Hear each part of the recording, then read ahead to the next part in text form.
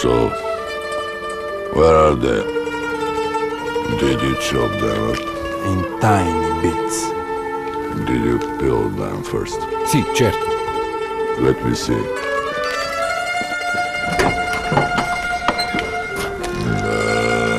Bene.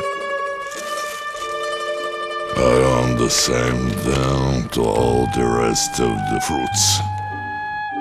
All of them? Is there a problem? No. I chop. No, I chop. You squeeze.